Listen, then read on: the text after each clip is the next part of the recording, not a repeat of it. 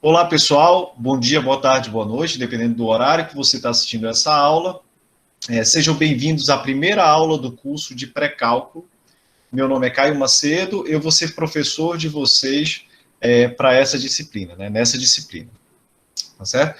Pré-cálculo é uma das disciplinas base do nosso curso de física e ela serve para moldar os fundamentos matemáticos principais que são necessários para a disciplina de cálculo. Além disso, essa disciplina ela serve para a gente mostrar alguns pormenores que estão envolvidos até mesmo em disciplinas de física, né? Como, por exemplo, o que a gente vai ver nessa aula de hoje, que são unidades, grandeza, estimativas, entre outros. Né? Essa disciplina é uma disciplina que tem 90 horas de carga horária, ou seja, é uma disciplina ministrada 3 vezes por semana, mas o andamento da disciplina vai decidir como nós vamos seguir. As aulas, elas vão ser divididas em vídeos, né, como essa vai ser a primeira. Os vídeos, eles não vão ser muito longos, né, eu tento sempre colocar vídeos de até 50 minutos, 1 hora, até porque é muito cansativo a gente ter vídeos muito longos para assistir online e, enfim, acumular outras coisas, e eu sei que nesse período remoto está todo mundo cansado de ficar de frente para o YouTube, para o celular, assistindo aulas, tá? Então, eu vou tentar focar no principal durante a aula, tá? Tentando pedagogicamente abordar todos os assuntos que são interessantes para a disciplina. E eu vou tentar também explorar atividades fora de aula, como exercício, tarefas, e essas tarefas vão ser também avaliativas, tá? Eu vou apresentar agora uma pequena introdução, né, uns slides para me ajudar numa pequena introdução do que a gente pode esperar no nosso curso de pré-cálculo, tá? Então, sem mais delongas, vamos para o slide. Certo, pessoal, como eu falei para vocês, né, essa é a disciplina de pré-cálculo, né, a primeira disciplina que vocês vão ver que vão tratar de fundamentos matemáticos necessários para discutir física, tá certo? Meu nome é Caio Macedo e eu vou dar agora uma leve introdução nessa disciplina. Antes de mais nada, eu acho interessante a gente perguntar o que é esse pré-cálculo, né? Como o próprio nome já diz, a estrutura é que vem antes do cálculo, tá? Então, qual é o propósito dessa disciplina, né? A disciplina foi criada como uma forma de tentar diminuir a evasão dos cursos de exatas, de licenciatura e por aí vai, tá? Por que se tornou necessário? Durante o currículo do curso de Física, a gente tem as disciplinas de Física Básica, né, que são Física 1, 2, 3 e 4. Eu acho que vocês já tiveram uma introdução sobre o currículo de vocês, sobre o projeto pedagógico de vocês. Dentro dessas disciplinas, a gente precisa, inevitavelmente, utilizar da ferramenta que é o cálculo, né? O cálculo, né, não é essa continha que você faz, 1 mais 1, 2 mais 2, isso não é o cálculo, né? O cálculo é uma forma de abordar a matemática, é um ramo da matemática que envolve grandezas muito pequenas, integrais, diferenciais, né? E essas coisas precisam de um arcabouço que vai além do ensino médio, tá?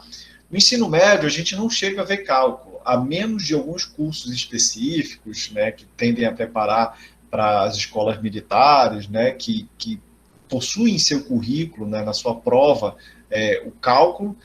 Em geral, no ensino médio, a gente não vê isso, tá certo? E aí, então, a gente precisa primeiro saber o que vem antes do cálculo para tentar nivelar os estudantes a todos terem mais ou menos a mesma base e assim depois ver Física 1, Cálculo 1, Cálculo 2 e assim por diante, tá? Então, essa disciplina de pré-cálculo, ela não é uma coisa que veio daqui, tá? Isso surgiu em várias outras universidades pelo país. Se você digitar no Google pré-cálculo, ementa, vai aparecer várias coisas, inclusive aulas no YouTube, né? O número de aulas durante a pandemia, o número de aulas virtuais gravadas durante a pandemia cresceu muito, e isso é uma coisa que vocês podem utilizar para benefício de vocês, né? E se vocês procurarem por aí, vocês vão ver várias emendas de vários cursos diversos para o país e afora do país também. Só não tenho certeza se lá fora do país eles abordam isso dentro da disciplina, dentro da universidade, tá? Então, assim, essa disciplina foi criada com esse intuito.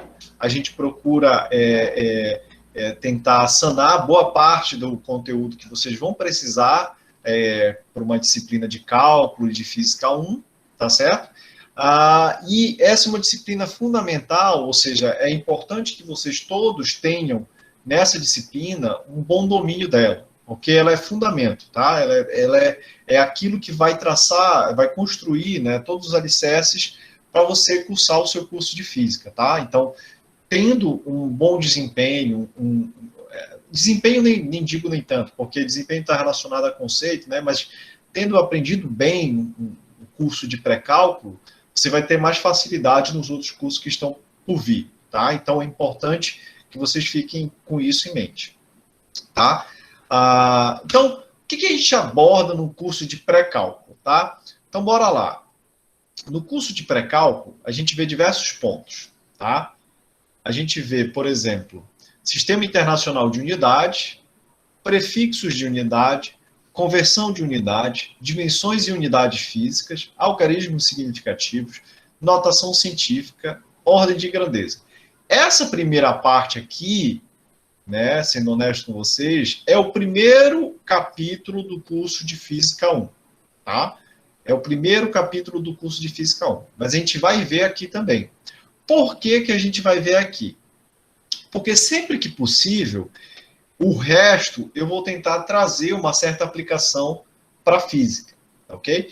Então, assim, é importante a gente entender primeiro como funciona a física e como a gente mede as coisas, e como a gente soma as coisas, o que a gente soma com o que a gente não pode somar, como é que a gente faz para truncar números na física, né, que é a questão das medidas, algarismos significativos. Então, tudo isso é importante a gente ver aqui para poder guiar o resto da discussão, tá? Depois, então, vem conjunto numéricos e números reais, radiciação, potenciação, polinômios de fatoração, expressões fracionárias, equações, inequações, funções elementares de uma variável real e seus gráficos, funções modulares, funções logarítmicas exponenciais e funções trigonométricas, funções transcendentes elementares, funções discretas e notações de limite e derivada. O final, noções de limite e derivada, já vai pegando a parte de cálculo 1, percebe? Que é limite e derivada, é a parte começo, para a gente aprender derivada, que é para a gente aprender integral, por aí vai, tá? Então percebe que o conteúdo é um pouquinho extenso, mas vários desses temas, eles são, de certa forma, abordados no conteúdo do ensino médio, tá? Então, está lá previsto no conteúdo de vocês. Então, se, assim, porventura, você sentir que está sendo repetitivo e tudo mais, lembre-se sempre que nunca é bom pecar, nunca é ruim também pecar pelo excesso aqui nesse sentido, tá? É sempre importante a gente rever essas coisas, até para todo mundo daqui da turma ficar mais ou menos na mesma página, tá? Bora lá. Tá, sobre as avaliações, como é que a gente vai fazer as avaliações? Bom, as avaliações, elas vão ser feitas preferencialmente no modo assíncrono. O que significa isso? Significa que eu vou pedir tarefa para vocês vão para casa, vocês vão estudar, vão ler, etc, etc. E vocês vão depois me trazer de volta numa data pré-combinada, tá? Então, isso que vai ser o modo assíncrono, não vai ser presencialmente ao vivo, assim, eu avaliando vocês. Porém, eventualmente, né, eu posso combinar com vocês e fazer atividades síncronas também. Eu posso, por exemplo, pedir para vocês apresentarem um trabalho para mim. Vocês fizeram uma lista, então resolve esse exercício para mim, filmando, sei lá, o teu caderno. Entende? Eu posso pedir algo desse tipo, tá?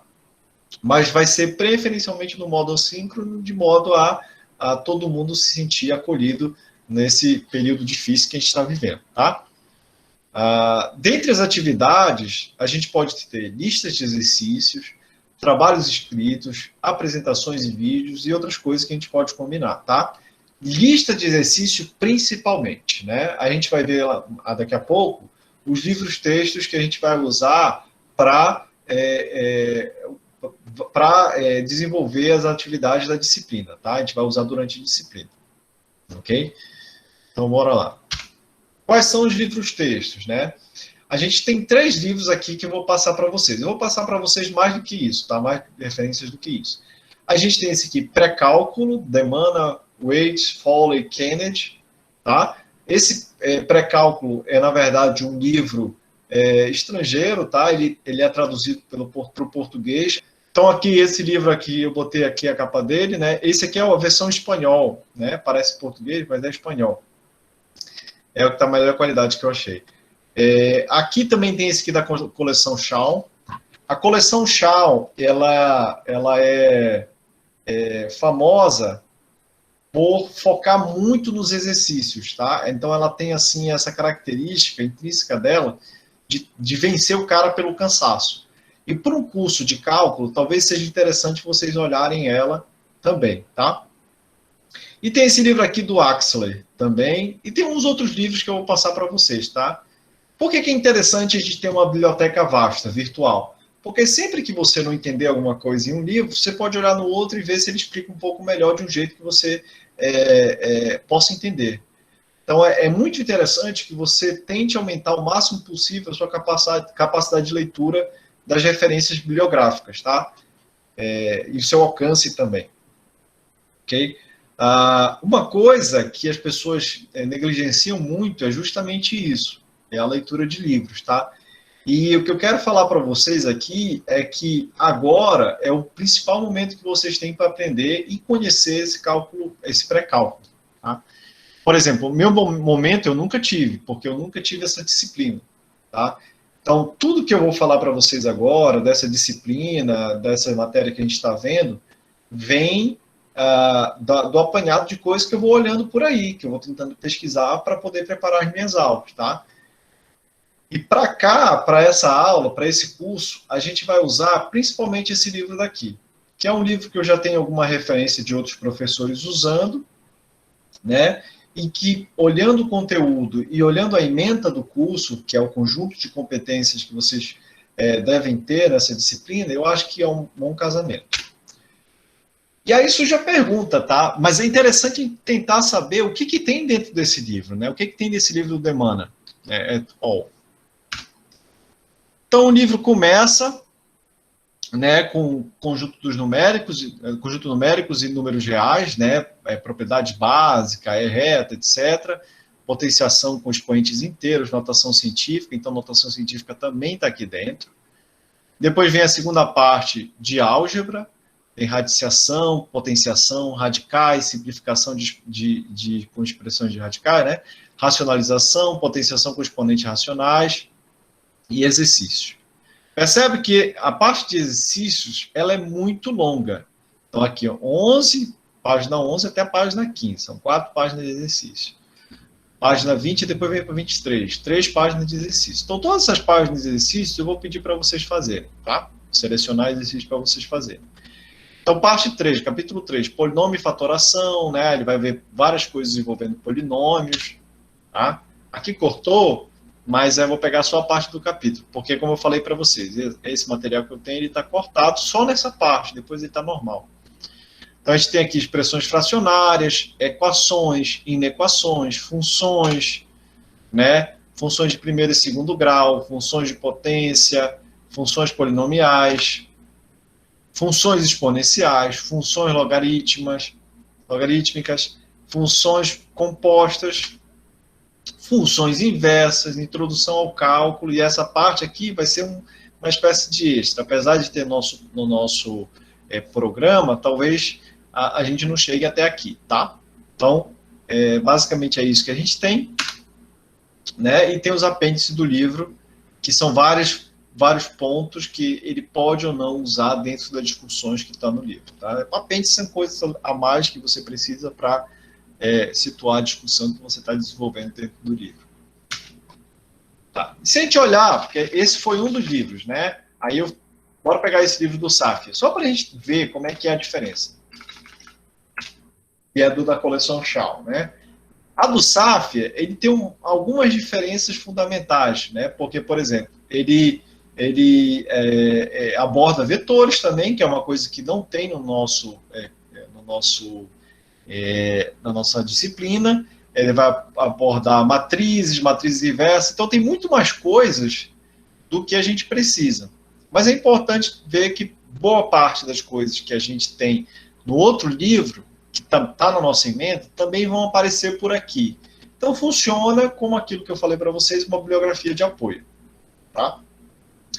Então qual vai ser o nosso conteúdo programático? Né? Qual vai ser a coisa que a gente vai tentar seguir aqui? Vou tirar essa parte daqui. Essa parte aqui não existe, tá?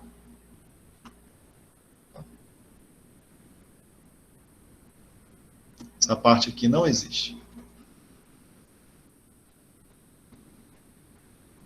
Tá? Então a gente vai ter lá unidade, sistema internacional, notação científica, depois a gente vai para conjuntos numéricos, teoria de conjuntos numéricos, operações fundamentais, deixa eu botar o pontador, operações fundamentais, potência, conjunção de conjunto numérico. Depois a gente vai para aritmética, polinômio, fatoração, expressões fracionárias, equações e inequações. Depois a gente vai para funções. Funções elementares de uma variável, seus gráficos, módulo, logaritmo, exponencial e funções trigonométricas. Depois a gente vai para grandezas físicas. Essa parte também vou tirar. Essas duas partes eu vou tirar. Elas a gente vai ver agora no começo, tá? Ok. Certo. Então, o que é importante daqui? Né? Vocês já sabem agora, mais ou menos, como vai ser o nosso curso, né? O que a gente vai ver, né? Quais são as referências que a gente vai usar. E aí, como eu falei para vocês, aproveitem o máximo do tempo que vocês tiverem, tá? No fundo é tempo. Eu botei as aulas de escado justamente para dar noção para vocês que as aulas, no fundo, está muito relacionado com o tempo que vocês têm para estudar, né?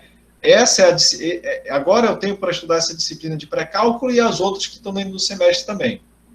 Mais na frente, se vocês deixarem para depois, mais na frente vão aparecer mais outras coisas para vocês fazerem, que pode dificultar a vida de vocês para correr atrás do prejuízo e tentar estudar tudo ao mesmo tempo. Tá? Então, é importante que vocês aproveitem o tempo que vocês têm agora, neste momento. E outra coisa importante é que agora vocês têm uma ferramenta muito legal para auxiliar ao estudo de vocês, que é o Google, né? O mecanismo de busca, em geral, indexação, né, de páginas. Né? O Google, ele coleta um número imenso de informações, tá? A única coisa que eu peço para vocês é saber procurar. Como é que a gente sabe procurar no Google, né?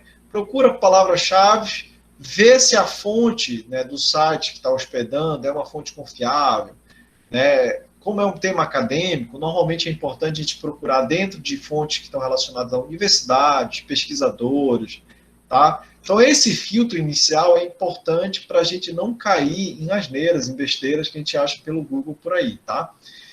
Então, assim, explore o Google o máximo possível para que você possa também ser bem-sucedido ou bem-sucedida na disciplina, tá certo? Ok, então agora a gente completa a primeira parte da apresentação da disciplina, né? Alguém... Tá certo. Então, agora eu vou começar a disciplina de fato, tá? Eu vou dar uma leve introdução agora.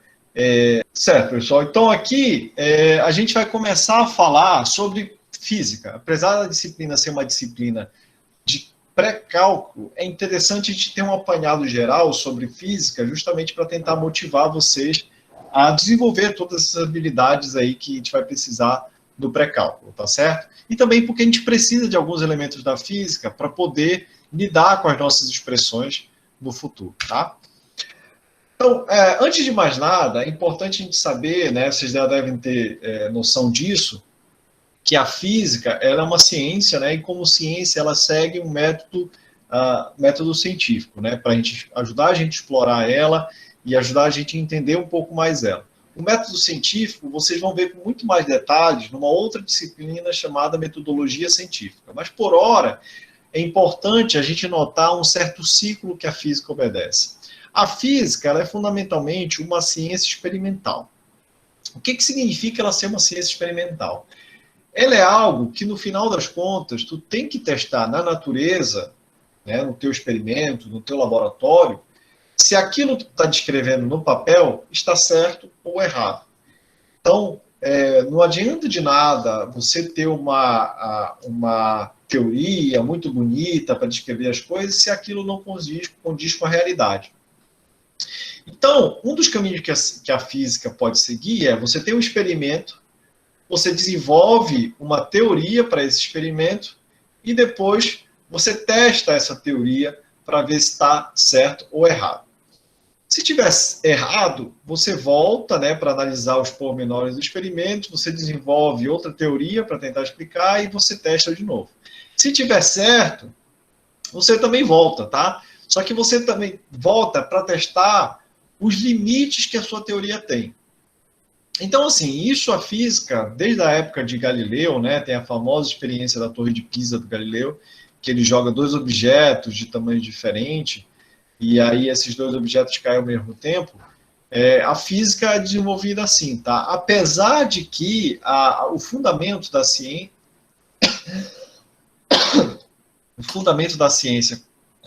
no método científico, desculpa, só um momento.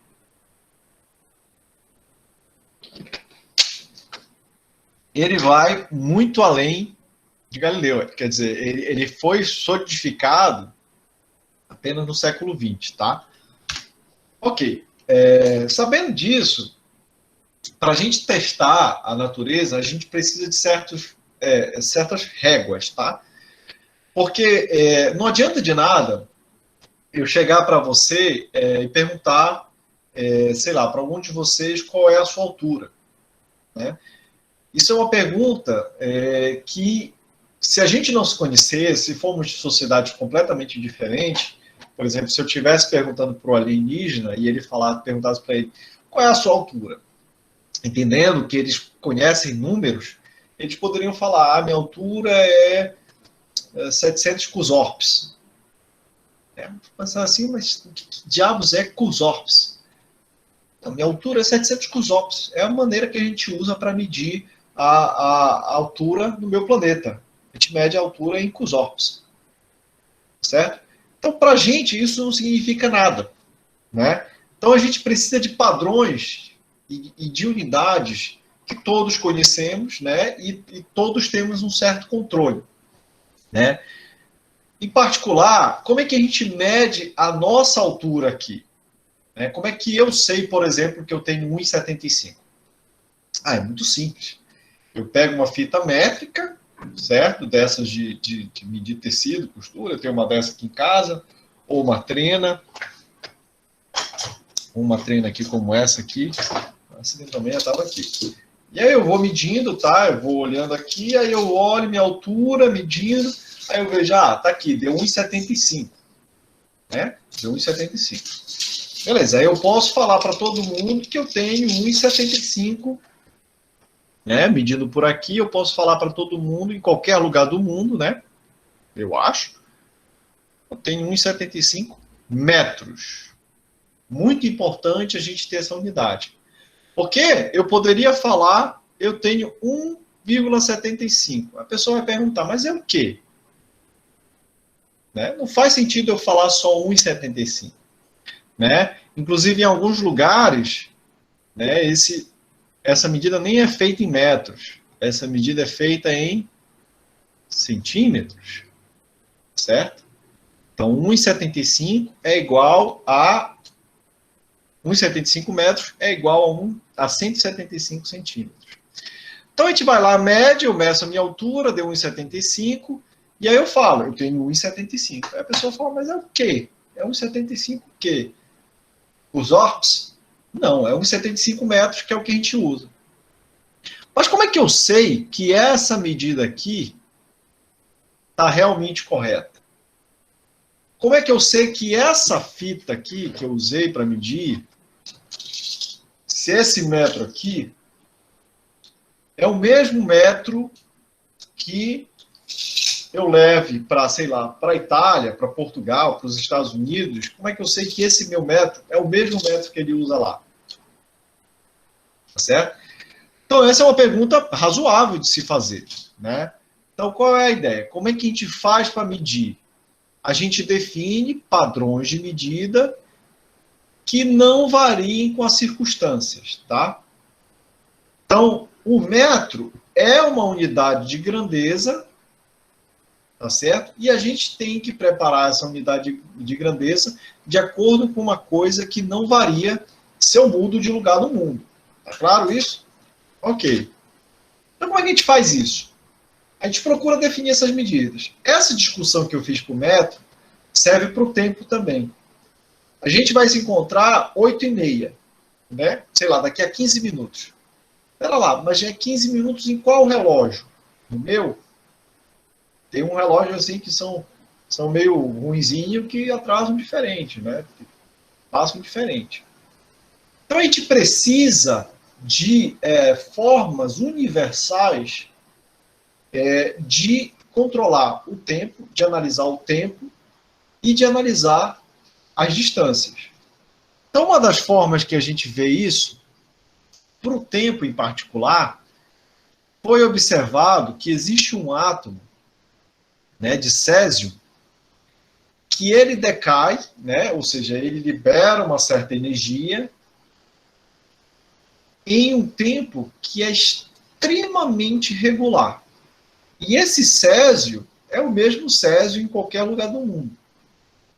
Então, se ele faz isso em um tempo que é extremamente regular e preciso, eu posso usar esse tempo de decaimento para definir o segundo. Então, o césio, né, ele me auxilia justamente na definição do meu segundo, tá? Às vezes que ele faz esse césio, ele faz esse, deixa eu ver aqui, unidade, milhar, milhão, bilhão. Ele tem 9 bilhões, 192 milhões, 631.770 vezes por segundo. Então ele decai isso tudo de vezes por segundo, né? Ela emite essa radiação que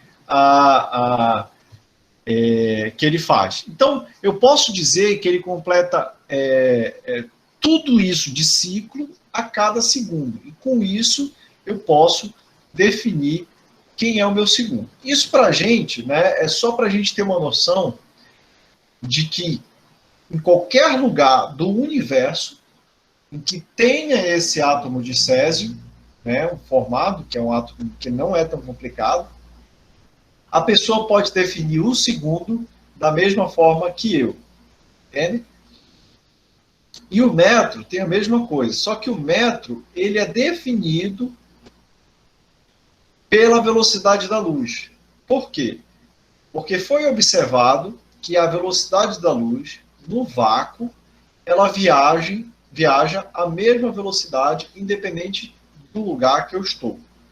Então, eu posso usar isso para definir quem é o meu metro. Tá certo? Então, o meu metro é a distância que a luz viaja numa fração de segundo que é muito pequena. Tá certo? E o segundo é definido por isso aqui que está aqui em cima. Percebe? Uma coisa traz a outra. Certo? Então, assim, a gente sabe como definir o metro e o segundo. Então, a gente sabe de onde vem, por exemplo, isso aqui. Né? Claro que nem que nas construções, nas coisas que vêm isso aqui, eles têm, normalmente, uma barra de referência que é precisa, né? Ou uma forma de referência que é precisa para eu definir o meu metro em cima daquilo que está lá. E quem testa essas coisas, o quão precisa é o metro disso aqui, são as agências que fazem controle de qualidade, por exemplo, o INMET. Então, não sei se para que serve o INMET nessas coisas, é para definir se se o metro que isso aqui está medindo é realmente o metro, ou se tem um erro, se o erro é tolerável, e por aí vai. Tá?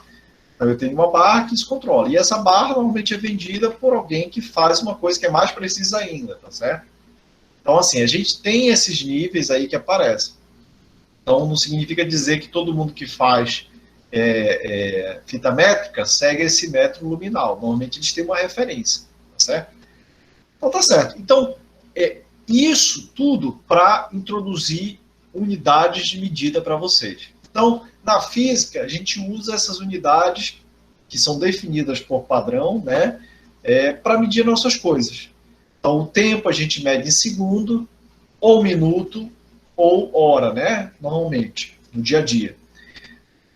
Então, só que no SI, que é o Sistema Internacional de Unidades, que é definido essas medidas, a gente usa segundo, metro, quilograma, né? A massa também, ela pode ser definida como um peso padrão que está guardado. Então, existe uma forma de definir o quilograma, tá? Então, tudo isso a gente usa para medir nossas coisas, tá? Então, quando a gente for falar de alguma coisa que envolve física, ela sempre envolve alguma unidade.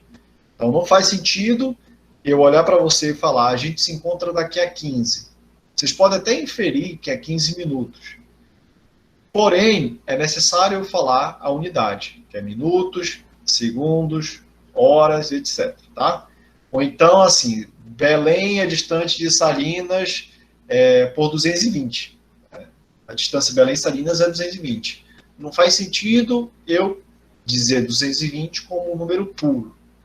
Só faz sentido se eu falo quilômetros, se eu falo metros, decâmetros, sei lá o que for, tá certo? E normalmente, quando a gente está tratando de grandezas na física, a gente se depara com um vasto intervalo de tamanhos, né? A gente se depara com uma vasta imensidão de distâncias, né? De tempos, e entre outras coisas, né? Temperaturas, campos magnéticos, forças, velocidades, por aí vai, né?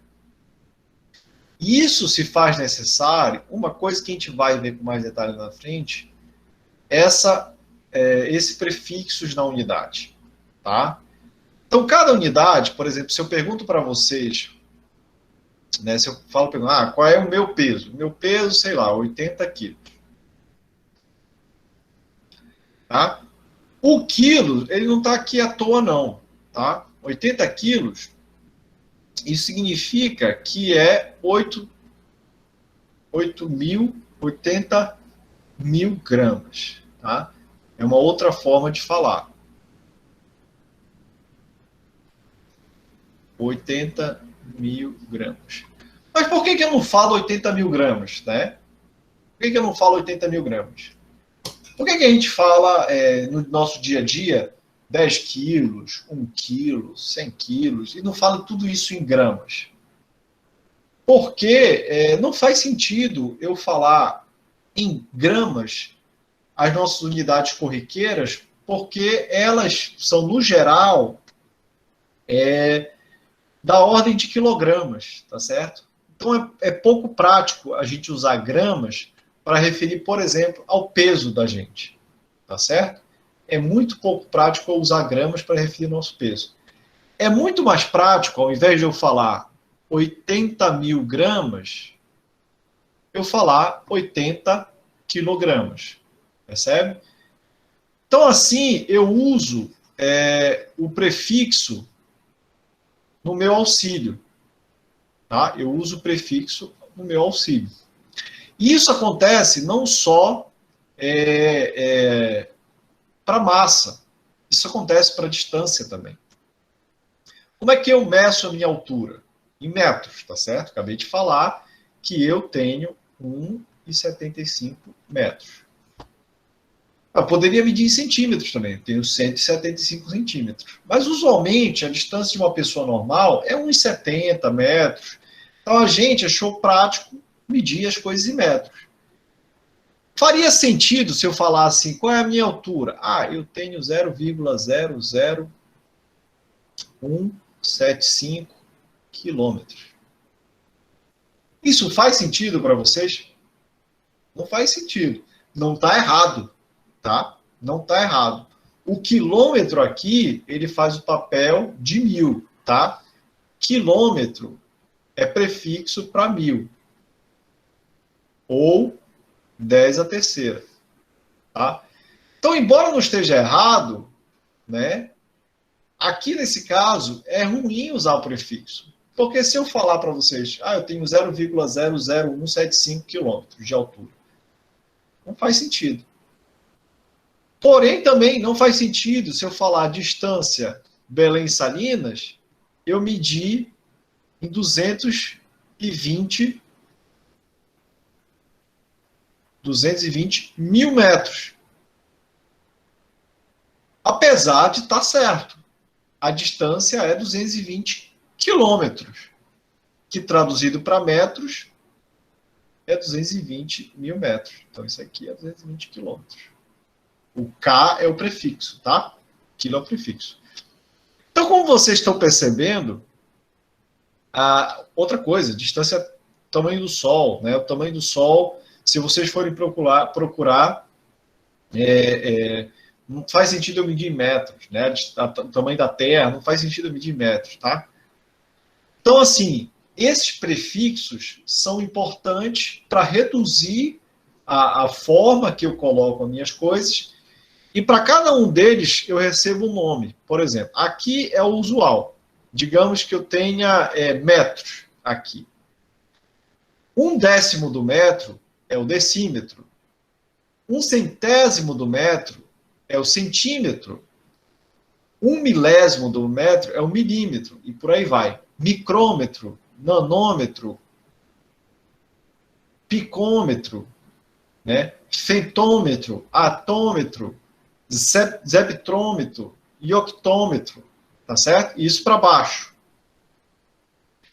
Da mesma forma, para cima, eu tenho que 10 vezes o metro é decâmetro, tá?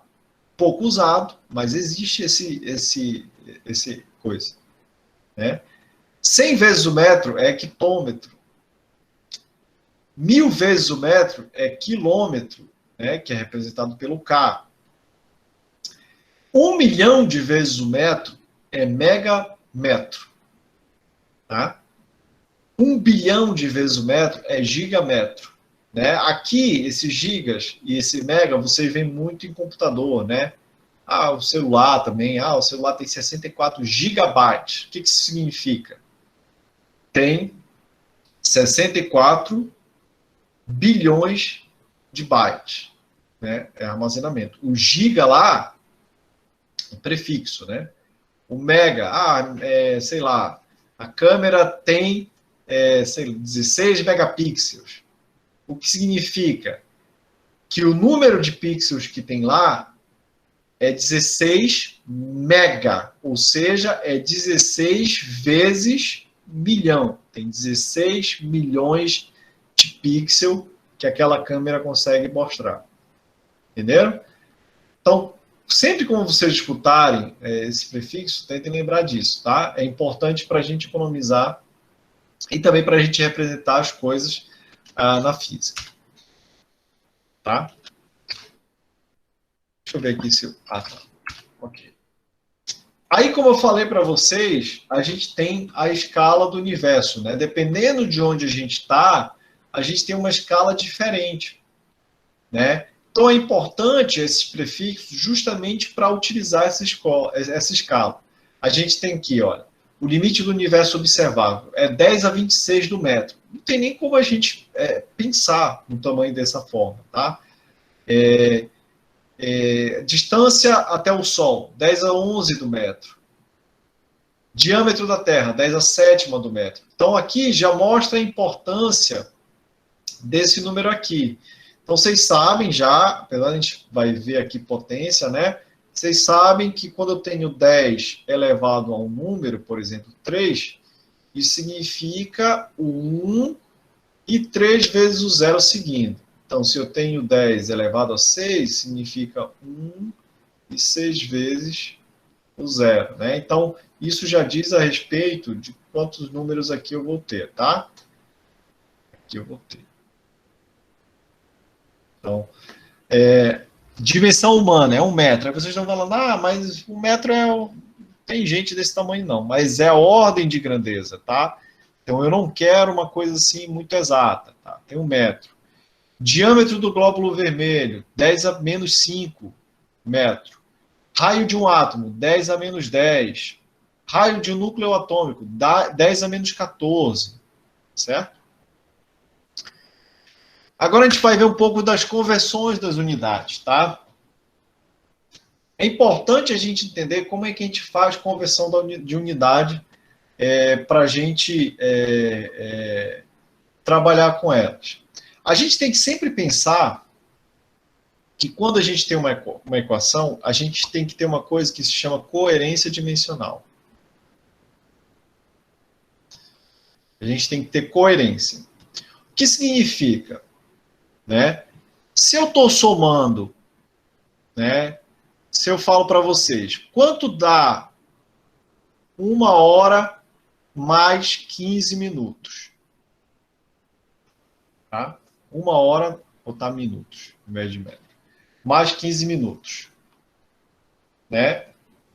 Se eu falar assim, eu vou somar 1 mais 15, isso aqui vai dar 16. Está certo isso? Claro que não. Né? Claro que não. Como é que eu faço para fazer essa soma? Tá? Como é que eu faço para fazer uma soma de 1h mais 15 minutos? Então você vai falar, vai dar 1h15. Tá, mas eu quero representar isso por um número, que seja ou em hora ou em minutos. Porque percebe aí que a hora e minutos são unidades, tá? Então eu tenho duas formas de ver essa equação. A primeira forma, tem várias formas, na verdade. Vou transformar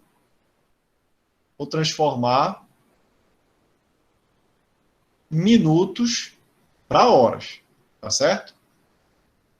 Então, por exemplo, 15 minutos é quanto de 1h? 15 minutos é 1/4 da hora, tá? Então, eu vou botar lá 1h mais 1/4 de hora, tá certo? E aí eu consigo somar. Isso aqui vai dar 1,25, tá? Porque 1/4 é 0,25, né? Só que de quê? De hora. Importante colocar a unidade no final. Porque se eu colocar 1,25, eu não estou dizendo do que é. E a gente pode ter uma outra forma também, né? A gente pode ter, por exemplo, transformar a hora para o minuto. Tá certo? Então, 1h, né, é quantos minutos? 1h é 60 minutos. Né? Então, eu vou colocar 60 minutos mais 15 minutos.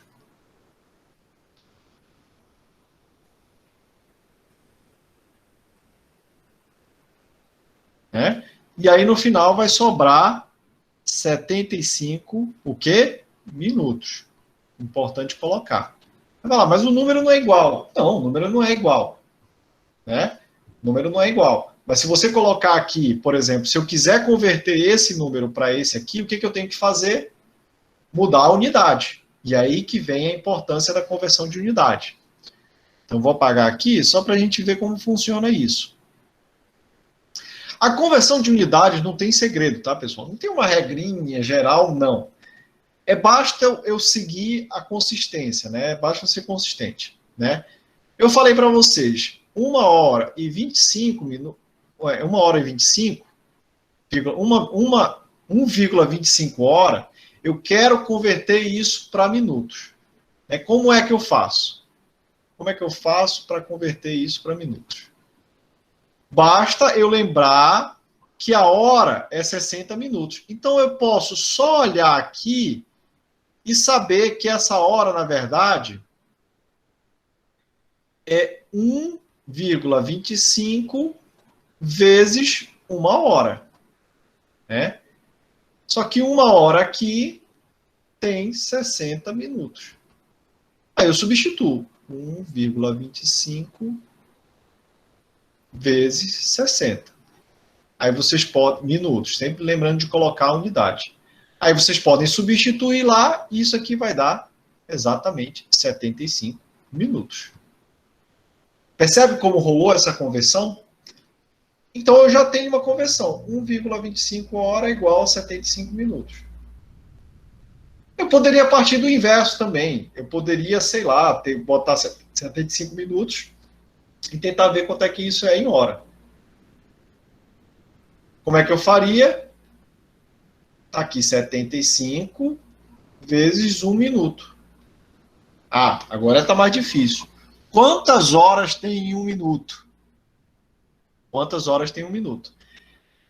Basta eu lembrar, né, que 60 minutos tem 1 hora. Então, o 1 minuto é 1 sobre 60 da hora. Certo? Aí eu posso, de novo, simplificar e no final ver que isso aqui vai ficar 1,25 hora. Tá? Aí eu converti na unidade. Quantos de vocês já viram que para eu modificar de quilômetro por hora para metros por segundo, o que eu tenho que fazer? Dividir por 3,6. Para eu voltar, o que eu tenho que fazer? Multiplicar por 3,6. Mas de onde vem isso? De onde vem essa conversão? É a mesma coisa que a gente estava fazendo aqui, né? Basta eu olhar as unidades que está multiplicando. Vou pegar o quilômetro por hora. Isso aqui nada mais é que quilômetro dividido por 1 hora. 1 quilômetro dividido por 1 hora. Né? É isso que é quilômetro por hora. A cada 1 quilômetro é percorrido em 1 hora. Então basta eu transformar a hora em segundos e o quilômetro em metros. 1 quilômetro é 1000 vezes o metro. Certo? 1 hora é 60 minutos. Tá certo? Não está ainda do jeito que eu quero. Tenho que transformar 1 minuto em hora. Então tá lá. 1000 vezes o metro dividido por 60 vezes 60 segundos. Porque 1 minuto é 60 segundos.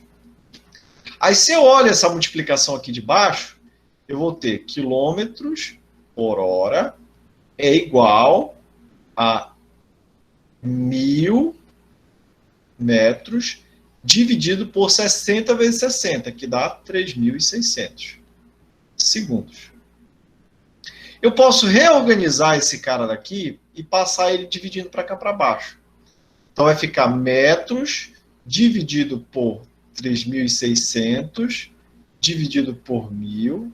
Isso é fração, né? A gente vai ver mais detalhes lá na frente, né, também. Então isso aqui, ó, fazendo isso aqui, corto, né? Corto, e aí fica 36 dividido por 10.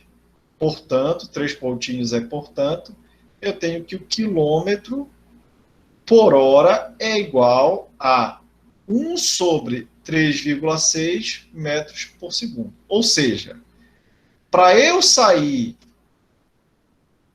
de quilômetro por hora e chegar em metros por segundo, eu tenho que dividir por 3,6. Para eu sair de metros por segundo e chegar a quilômetros por hora, eu passo multiplicando isso aqui, e aí eu tenho que multiplicar por 3,6. Então assim a gente faz a conversão da unidade. Não tem regrinha, basta olhar que unidade é essa e que unidade eu quero chegar e tentar mudando uma a uma e ver qual é o número que eu tenho que multiplicar. Certo? Certo. Outro ponto são os algarismos significativos, tá? Quando a gente está medindo as nossas coisas, por exemplo, utilizando uma treina dessa, existe uma precisão associada na medida disso aqui. E essa precisão é justamente o menor risquinho que eu tenho aqui, que no caso é milímetro. Certo? Não, é milímetro. Milímetro é o menor risquinho que eu tenho aqui, tá certo? Então a precisão disso aqui é milímetro.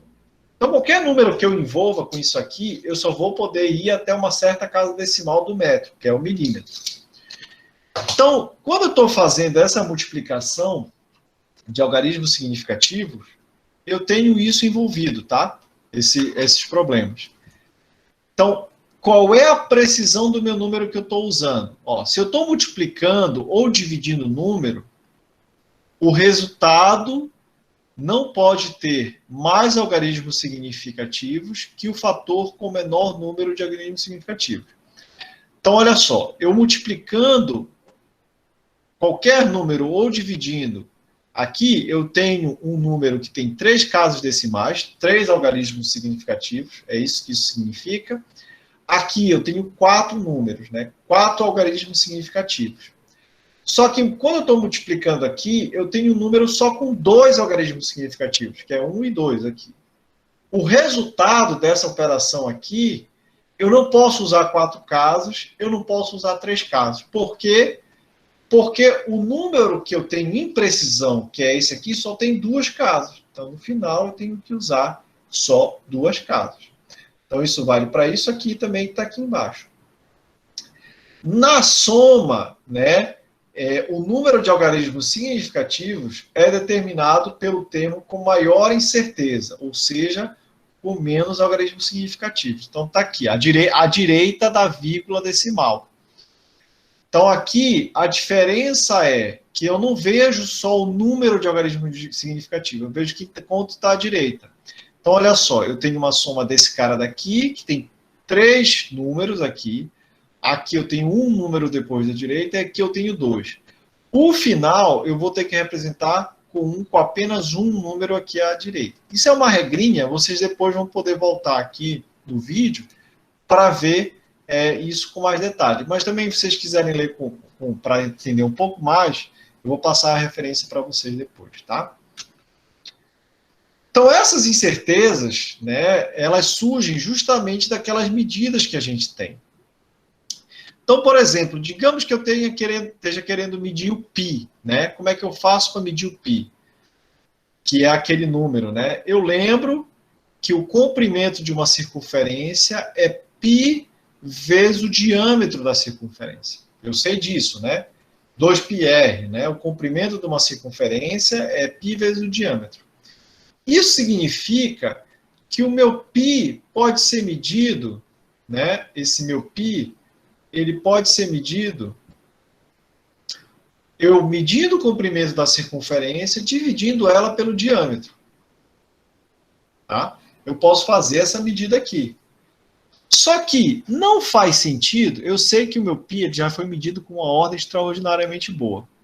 Mas se eu tento fazer isso, por exemplo, com uma fita métrica, em que a precisão vai até centímetros, ou seja, tem umas certas casas decimais aí envolvidas, eu vou obter um número que é diferente, né, do meu π que eu sei exatamente aqui até essa casa decimal. Né? Percebe que o erro está justamente na terceira casa decimal. Por quê? Porque aqui, nesse envolvendo esse meu cálculo desse meu π, eu tenho uma precisão de até 3 casas decimais.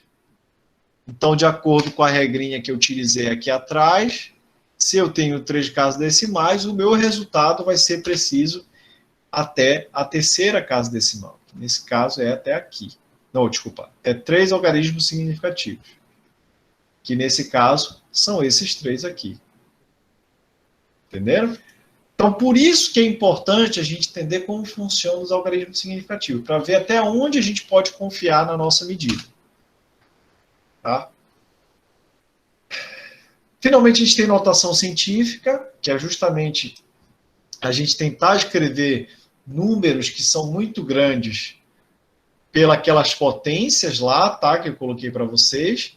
Por exemplo, a distância Terra-Lua, eu posso escrever assim, mas eu posso escrever olhando quantos números tem depois daqui, ó. Posso escrever isso aqui assim, 3,84. Aí eu tenho 1, 2, 3, 4, 5, 6, 7, 8, 10 a oitava do metro. Né? Se eu pegar e fazer essa multiplicação aqui, eu vou dar esse número. Tem a velocidade da luz no vácuo, que vai ser 2,99. Vou abreviar, tá? Aproximar. Não, melhor 3, né? Porque aqui é 3. 3,00 vezes 10 a oitava do metro Por que aqui eu não estou usando o 99?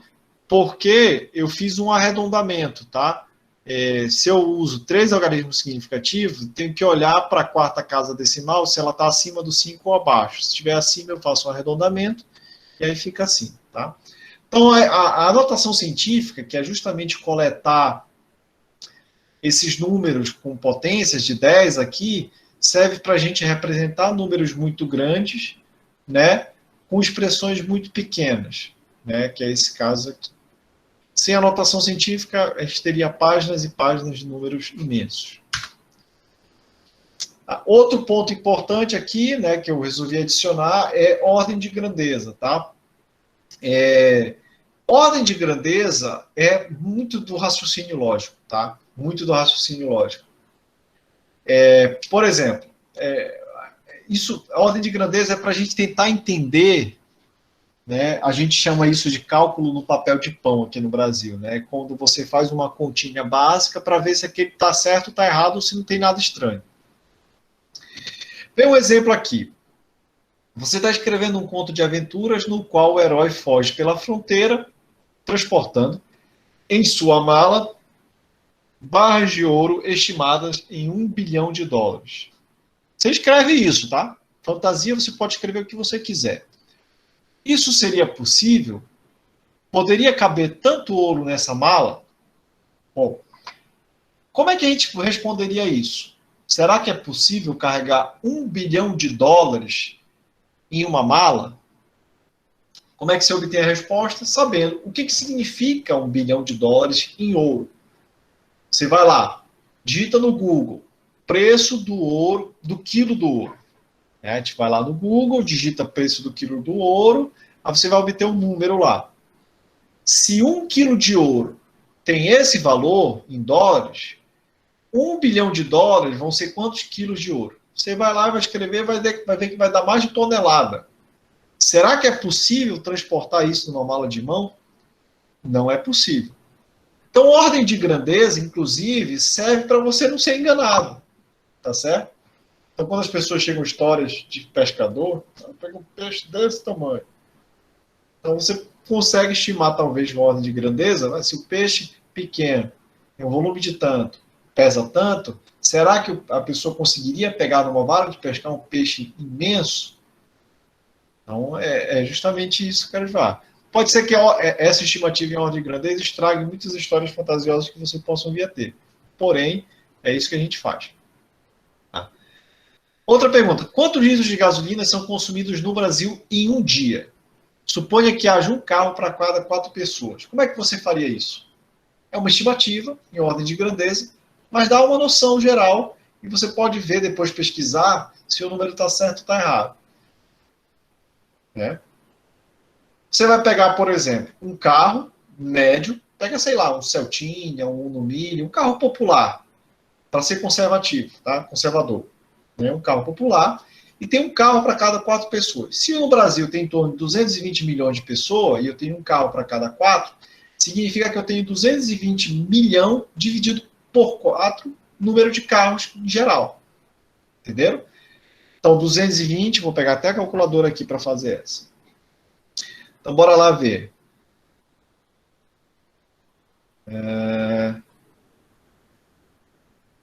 A gente tem 220 milhões dividido por 4.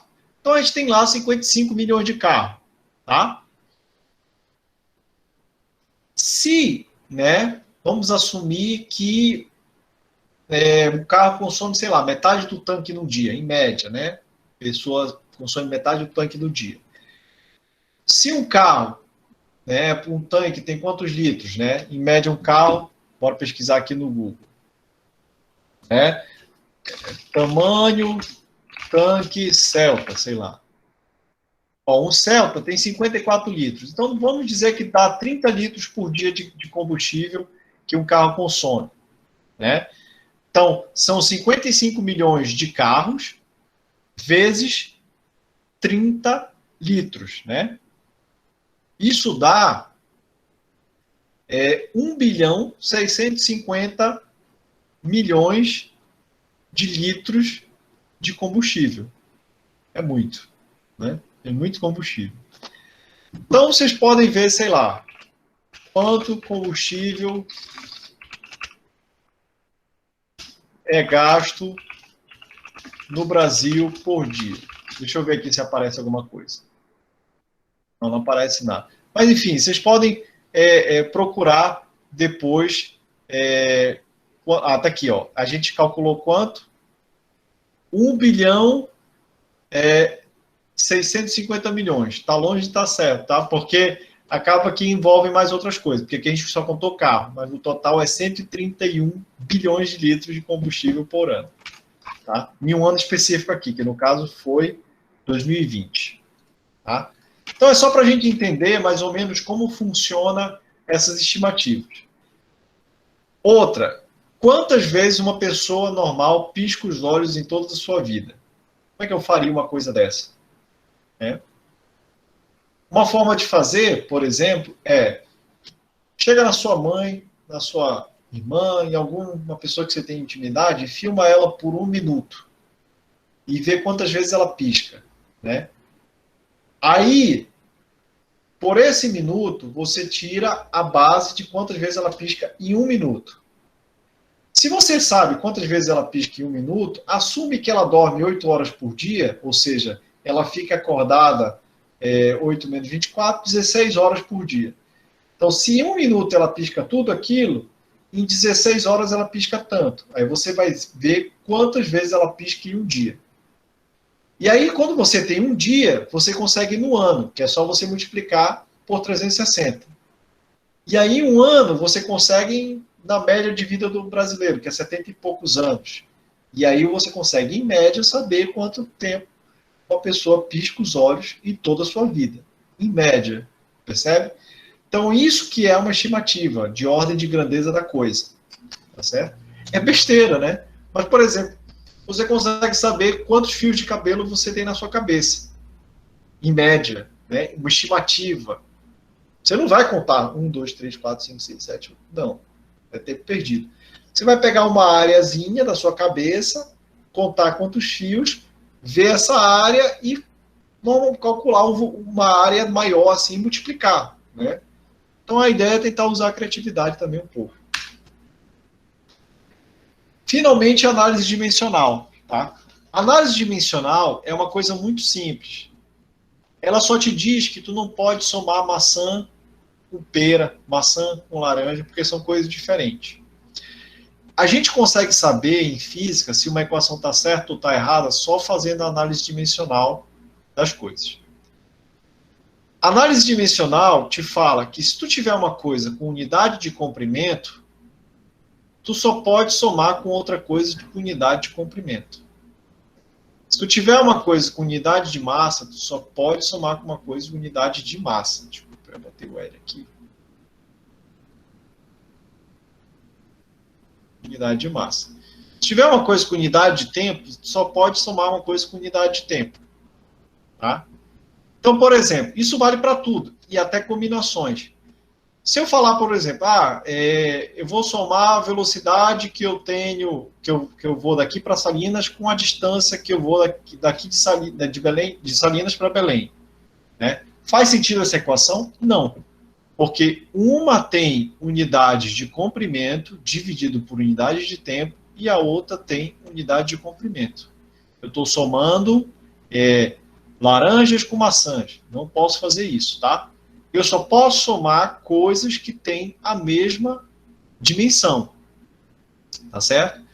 O exemplo da hora não vale aqui, por quê? Porque 1 hora mais 15 minutos, 15 minutos, é tempo com unidade de tempo. Porém, eu não estou usando a mesma unidade. Eu posso fazer essa soma? Posso. Mas antes eu tenho que converter 1 minuto para hora. Não tem como eu converter 1 metro para segundo. Percebe? Essa é a diferença. Tá certo? Então, a análise dimensional é isso aqui. Eu não vou abordar com mais detalhes, eu só quero que vocês lembrem disso. Na análise dimensional, eu não posso somar coisas que têm unidades diferentes, que têm dimensões diferentes. Eu só posso somar temperatura com temperatura, tempo com tempo, massa com massa e por aí vai. Tá certo? Então, pessoal, essa foi uma leve introdução. Eu usei um pouco mais de tempo que eu falei para vocês, que eu tinha prometido, né, usar para vocês, justamente porque eu emendei a introdução da disciplina com a primeira aula, tá? Mas normalmente não vai ser assim, vai ser 50 minutos, tá? Talvez eu volte um pouco mais nessa parte de algarismo significativo, de análise dimensional, quando a gente for terminar a disciplina de cálculo, tá? De pré-cálculo. Então, na semana que vem, a gente continua a aula, na semana que vem já, na quarta-feira, a gente continua a nossa aula, tá? Com a primeira parte envolvendo pré-cálculo mesmo, essa parte inicial foi só uma leve pincelada em física, e por hoje é só, tá? Tenha uma boa noite a todos. Se alguém tiver alguma pergunta, pode falar. Se ninguém tiver pergunta, vocês podem sempre mandar também mensagem, tá? No privado também, eu não vejo problema. Mas se quiserem mandar no grupo, não tem problema também, tá? Essa aqui só foi para dar uma entendida geral do que funciona, como é que é a física, tá? Então aí na quarta-feira a gente vai começar mesmo a disciplina de pré-cálculo com o conteúdo do livro de pré-cálculo, tá?